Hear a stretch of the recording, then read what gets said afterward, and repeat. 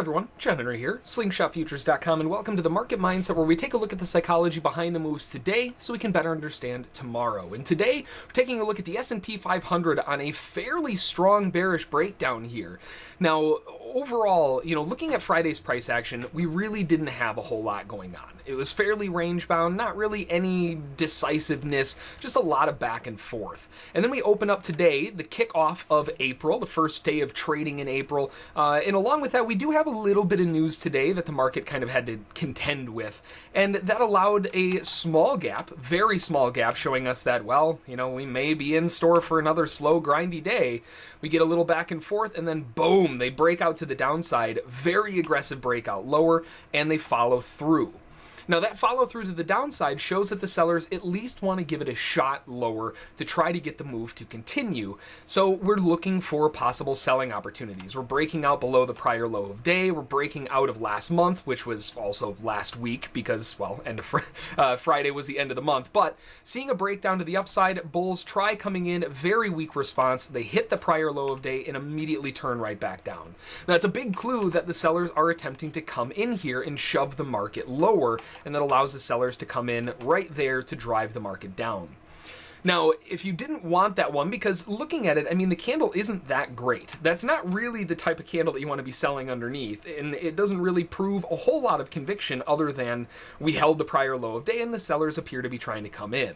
So if you waited a little bit, that formed a micro double bottom, right? The two candles back to back, and then we broke out aggressively with another strong bear candle closing on its lows, and that would be the one that really triggered in most of the sellers. And even then, it still didn't go until they gave you another signal to get in to the downside. So just back to back to back sell signals for all kinds of different traders, aggressive, conservative, scale-in type traders. Everybody was told to get into that one on the downside, and when they finally broke out, now you have a breakout move for continuation that allows the sellers to continue lower, so another selling opportunity.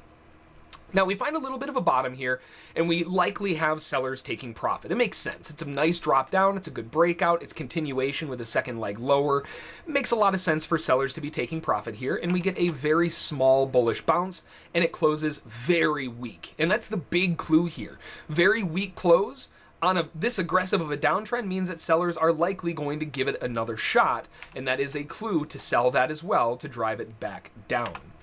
Now, once we get that move back down to a new low, we get a big kind of exhaustive type candle, just everything hitting all in one shot, and then it sort of gives up on itself. We go into a little bit of a range, arguably maybe even a little pennant here, and we get a pause, right? So we have sellers that try coming in here. They sold likely underneath that bear candle, and it was a trap. Now, sellers who are selling there, their stops are going to be in a few different places, above that candle's high, above the breakout from earlier, or even all the way up here. So the only ones that aren't going to be nervous are the ones up here, right? They've got plenty of room before their stop is even considered to be contested. The only sellers that are going to be super nervous when they see this bull candle right there are going to be the sellers with their stops one tick above that or a few ticks above that. So that gives us a really big clue, because if that triggers, if that goes above that bull candle, there's a good chance that we end up with a bullish run here with the sellers getting whipped out, and they may look to reload quite a bit higher up. That doesn't happen, right? Big clue. It doesn't trigger in the seller stops. It doesn't trigger in the buyers above this candle, and immediately turns right back down, and that is your clue to jump right back in the sell side and slam it back down to the lows. So just a phenomenal day of price action overall. Really good to see this kind of movement coming in, starting off the month in April. And, well, as long as this keeps going, I'm a happy camper. So that's going to do it for this one. Hopefully you learned something. Hopefully you found it useful, maybe a little bit entertaining, and we'll see you next time.